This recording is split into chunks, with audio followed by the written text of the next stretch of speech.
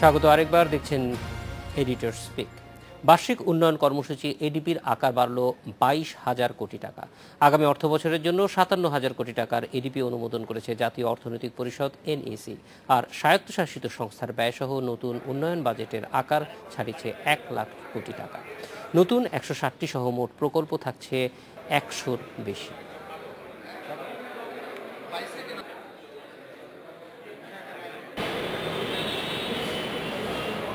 7% বেশি প্রবৃদ্ধি অর্জনে প্রতি বছরই বাড়ছে উন্নয়ন বাজেটের আকার। বেসরকারি বিনিয়োগ আকৃষ্ট করতে সরকারি বিনিয়োগ বাড়ছে বেশ জোরে সোরেই। এ সরকারের 6 বছরই যা বেড়েছে 4 গুণেরও বেশি। এবার 25% বাড়িয়ে প্রায় 1,01,000 কোটি টাকার উন্নয়ন বাজেটের অনুমোদন দিয়েছে সরকার। এর 96 ভাগই মূল এডিপি, যার 64 ভাগ অর্থের যোগান হবে নিজস্ব অর্থায়নে, আর বাকি অর্থ পাওয়া যাবে বিদেশি ঋণ ও সহায়তা থেকে।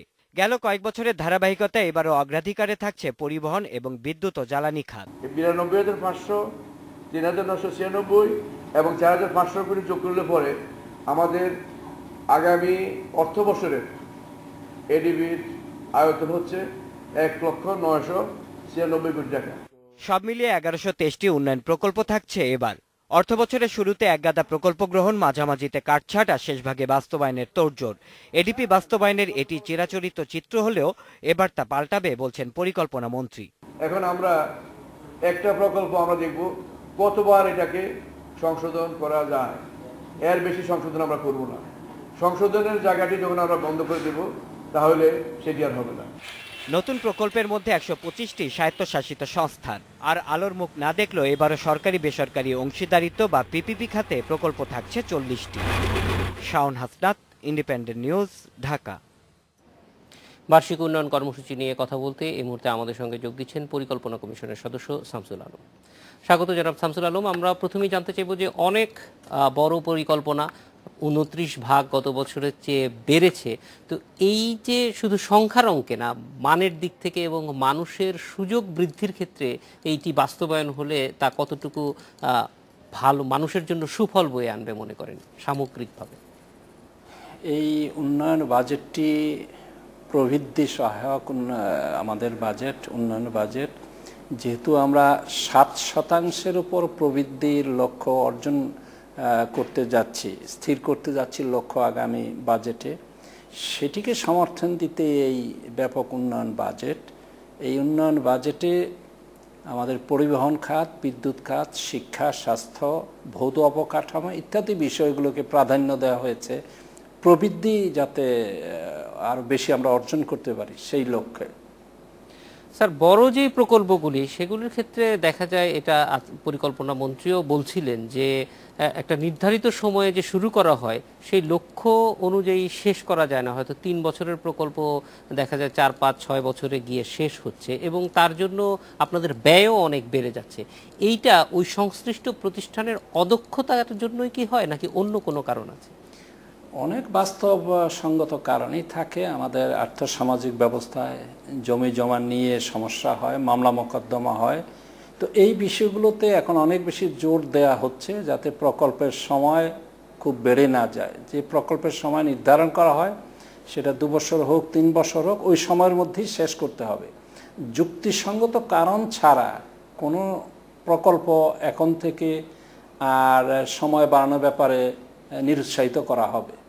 স্যার, একটি বিষয় অনেক সময় এটা ধারণাগত যে প্রকল্পের সময় বাড়ার সঙ্গে যেহেতু ব্যয় বাড়ার একটা প্রত্যক্ষ সম্পর্ক আছে, ফলে যারা বাস্তবায়ন করে তাদের মধ্যে এরকম একটি প্রবণতা আছে। এইটি কি খুব বেশি যথাযথ অভিযোগ?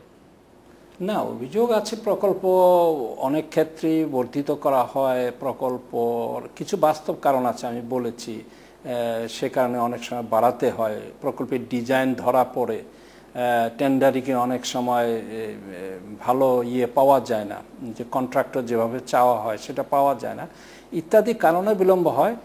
আর প্রকল্প বাড়িয়ে নেবার একটা প্রবণতাও থাকতে পারে, সেটি অসম্ভব নয় যে আমার প্রকল্প শেষ হয়ে গেলে বাড়িয়ে নিলে গাড়ি ঘোড়া লজিস্টিক ব্যবহার করা গেল, সেগুলো থাকে। তো সেগুলো থাকে। আমরা যখন খরচ না বাড়িয়ে প্রকল্প সময় যখন বৃদ্ধি করতে চাওয়া হয় তখন সে প্রবণতা হয়তো কাজ করে।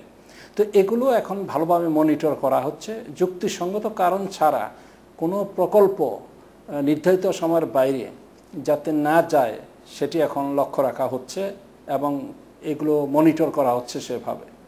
স্যার, এই যে যেহেতু এখন প্রকল্প অনেক বড় হয়ে যাচ্ছে, ফলে আপনি যেটা সর্বশেষ বলছিলেন যে এটা মনিটরিং অ্যান্ড ইভ্যালুয়েশন, সেই ক্ষেত্রে আমাদের সক্ষমতা কি এই যে গ্রোথ তার সঙ্গে মিল রেখে বাড়ছে আমাদের সরকারের বা পরিকল্পনা কমিশনের? দেখুন, ক্রমান্বয়ে আমাদের প্রবৃদ্ধির হার বাড়ছে। আমরা এবছর আমাদের প্রাকৃত প্রবৃদ্ধির হার হচ্ছে 6.51%।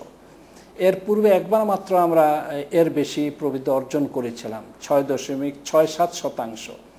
তো আমরা 7% বা তার উপরে প্রবৃদ্ধির হারকে নিয়ে যাওয়ার জন্যে সমগ্র পরিকল্পনাকে সেভাবে সাজাচ্ছি। বাজেট সেই লক্ষ্যেই প্রণীত।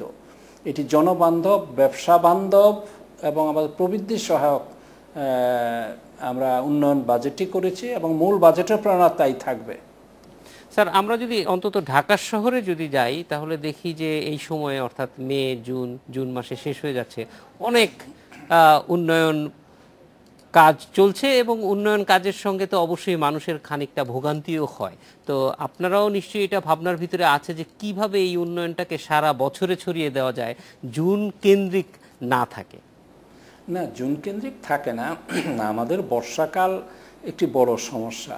জুলাই থেকে অক্টোবর পর্যন্ত দেশের 2/3 আপনার জলমগ্ন থাকে বা আমাদের খানিকটা হলো বন্যা প্লাবিত থাকে। সেই সময় ভৌত কাজকর্ম করা, আপনি জানেন, সেটা অত্যন্ত ব্যয়বহুল এবং অনেক সময় সম্ভব হয় না। সে সময় ইট পাওয়া যায় না। তো কাজেই শুকনা সময়টা আমাদের জন্য ভৌত অবকাঠামো সৃষ্টি করার জন্য ভালো সময়, বিশেষ করে নভেম্বর থেকে একেবারে মের শেষ পর্যন্ত বা জুনের প্রথম ভাগ পর্যন্ত এটি উন্নয়নের জন্য ভৌত কাজকর্ম করার জন্য সুবিধাজনক সময়। আর যখন আমরা যে কোনো উন্নয়ন কাজকর্ম করতে যাব সেখানে কিছু আপনার ভৌত পরিবর্তন, ভাঙচুর বা মাটি খনন এগুলো তো হয় এবং এগুলো আমাদের সাময়িকভাবে মেনেও নিতে হবে। যে কোনো উন্নয়নই কিন্তু আসলে যেটাকে বলে ডেস্ট্রাকটিভ ক্রিয়েশন, অর্থাৎ ধ্বংস করেই আমরা সৃষ্টি করি। তো এগুলো খানিকটা সমস্যা হবে এবং সেটা প্রকল্প চলাকালীন সময়ে সেটি হয়ে থাকে। এরপর কিন্তু আমরা সেটা সুবিধা পেতে পারি বা সুযোগ সুবিধা নিয়ে থাকি আমাদের প্রকল্প বাস্তবায়নের। স্যার, প্রকল্প বাস্তবায়নের যে নির্ধারিত সময়ের বিষয়টি আছে, মানে এই নির্ধারিত সময়ে যারা শেষ করবে তাদের জন্য কোনো পুরস্কারের ব্যবস্থা রাখা যায় কিনা? না, পুরস্কারের তো আর ঘোষণা করে করা মুশকিল এবং তাদেরকে পুরস্কৃত করা হয়। তাদের ভবিষ্যতে ভালো ভালো প্রকল্পের পরিচালকের দায়িত্ব দেওয়া হয়, তাদের ভালো জায়গায়, গুরুত্বপূর্ণ জায়গায় পোস্টিং দেওয়া হয়। একেবারে মূল্যায়ন করা হয় না সে তো নয়।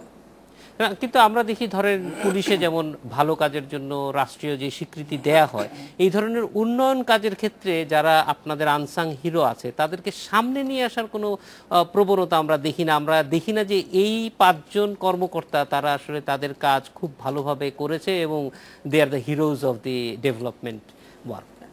আসলে প্রত্যেকেই তো, যারা আমরা বেতনভোগী, যারা রাষ্ট্রের সুবিধা নেই, প্রত্যেকেই দক্ষতার সঙ্গে কাজ করার কথা। আমরা বেতন পাই, প্রমোশন পাই, এগুলো তো আমাদের রিওয়ার্ড। আমরা দেশে বিদেশে যাচ্ছি, এগুলো তো রিওয়ার্ড।